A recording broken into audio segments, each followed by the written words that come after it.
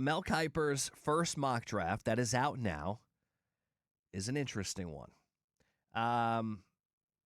If the Bucs went this route, I would, I did draft coverage last year for Bucs Radio, Pat Donovan and I.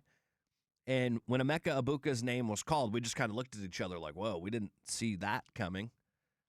I'm glad the Buccaneers picked wide receiver 4 in round 1. Now obviously he became an important part of the team, especially in the beginning of the year. But at the time, we're like, what? If they call this guy's name out this year, I will look at Pat Donovan and I will leave because I would be so disappointed because it's not a defensive player. So he's got Mendoza going number 1. No surprise there. The question is, who's going to be Mendoza's coach? It could possibly be Mike McDaniel, who is going to interview with the Raiders, but he is no longer interviewing with the Buffalo Bills. If you're a Chargers fan, you're like, oh my God, we just lost our DC to Baltimore, and we might also lose our offensive coordinator, who we've agreed to terms with. Arvell Reese, the linebacker from Ohio State, he's got going number 2 to the Jets. I think he nailed those 2 picks. He's got the Cardinals taking a tackle. David Bailey, he has going to the Tennessee Titans out of Texas Tech at number 4. David Bailey, if you remember, when the college football playoffs had first started, he was the guy that I had mentioned to you on Texas Tech that I'm like, I love this guy. This is a guy in this game, Texas Tech against Oregon, I want you to pay attention to. This could be a great fit for the Tampa Bay Buccaneers. And then he had an insane game. Now, they lost because their offense couldn't score a point, and Baron Morton wasn't a good quarterback, which is why they've gone out and spent $5.5 million on Brendan Sorsby, so that doesn't happen again. But David Bailey is a guy that I loved, and he then took his draft stock in that game, and he elevated himself from a top 15 pick to possibly a top 5 pick. He's no longer going to be available for the Buccaneers, I don't think. Now, does Mel Kyper nail every pick? No, he doesn't. But I do think David Bailey's going to go quick, so don't think we're going to have a shot at him. The good news is, if Mel Kyper's draft were to come true, he's got Carnell Tate, the wide receiver out of Ohio State, going number 5 to the Giants. We don't have to worry about Jason Light taking him if he's on the board. He's got the Browns going tackle, Reuben Bain going to the Commanders at number 7. Look, we all like Reuben Bain. He's the guy that we wish would be available. Had a really good career with Miami this year. He's got the Saints taking a wide receiver Jordan Tyson out of Arizona State. Jeremiah Love, the running back for Notre Dame, going to the Chiefs. I think that would be an interesting pick if the Chiefs went running back at number 9. The last time they went running back in round 1, it didn't quite work out for them with the kid out of LSU. I don't know why I can't remember his name. He was literally my running back for years in fantasy. I just kept drafting him. I'm drawing a blank. You guys know who I'm talking about. Caleb Downs, he's got going 10 to the Bengals. And Miami's got getting the defensive end out of Auburn, Keldrick Falk. I'm not going to run. Sonny Styles, another guy that we love here in Tampa Bay. He's got going to the Cowboys at number 12. Let's get down to it. Number 15, he's got the Tampa Bay Buccaneers. I hate this. Hey, Cody, at number 15, what position would upset you the most if the Buccaneers drafted in round number 1? Other than receiver? It would be tight end. And is it Sadiq? It's Kenyon Sadiq of Oregon. I love the player. Kenyon Sadiq is a beast. No interest in having Kenyon Sadiq in round number 1. It screams O.J. Howard all over again to me. Well, not only that, but the top 5 tight ends in the league, only one of them was drafted in round 1.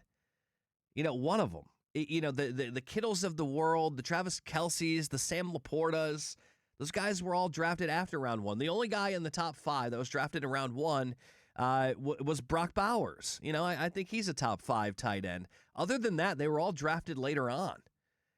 And it's like, that would be I would be so upset if Jason Light drafted Kenyon Sadiq. Now, I usually believe that you should draft best player available. I don't draft for need. I'm going to give me the best player available guy. Unless it's, you got your franchise quarterback and the best player available is a quarterback like Ty Simpson, who would be there. I'm not going to go that route. But I believe in best player available, offense or defense, except in the case of the Buccaneers. It is best defensive player available for me and only the best defensive player available. I don't need anybody on offense. Now, according to Mel Kyper's draft board, there are 2 guys on the board that I would not mind that would still be available. And the Carolina Panthers, he has getting one of them, C.J. Allen, the linebacker out of Georgia. The Buccaneers could use some linebacker play, especially if we think Levante David's going to be retiring. And another guy that he's got on the board still when the Bucs will be picking is Akeem Mesidor out of Miami, who I think we all have got to watch a lot lately, being in the college football playoff. He's got him going to the Cowboys, being the replacement for Micah Parsons. So I'm going to hope that Mel Kyper is, on his usual thing and he's wrong, because I wouldn't love this draft at all. I think that would be awful if the Bucs were to go tight end.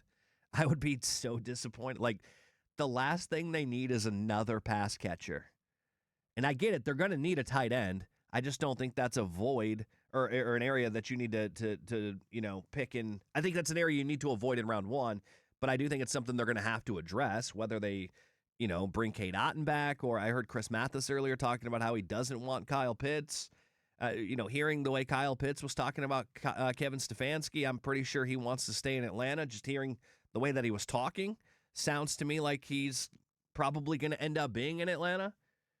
And, Mathis was probably right. You'd probably have to overpay for him. But to address that position in round one, no, thank you. I'm good on that. I don't think there is another pick in the first round that would upset me more, other than Mekhi Lemon from USC or like Zachariah Branch out of Georgia. I'm good on that. Zachariah Branch out of Georgia, he had going to the Browns. Or some other names that he had on here that were kind of interesting.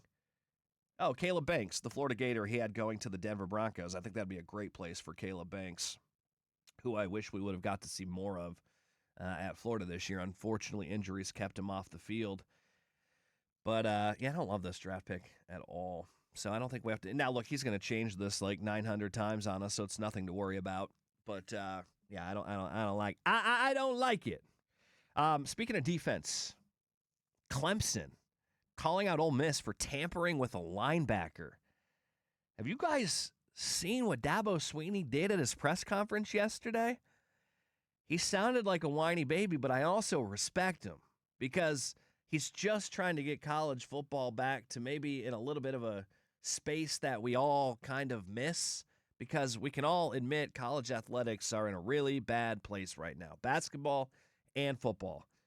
And Dabo Swinney did something yesterday that I think all coaches need to do. I want to go through the timeline because Dabo Swinney versus Ole Miss is the best rivalry out right now, and they don't even play each other. We'll get into that story next.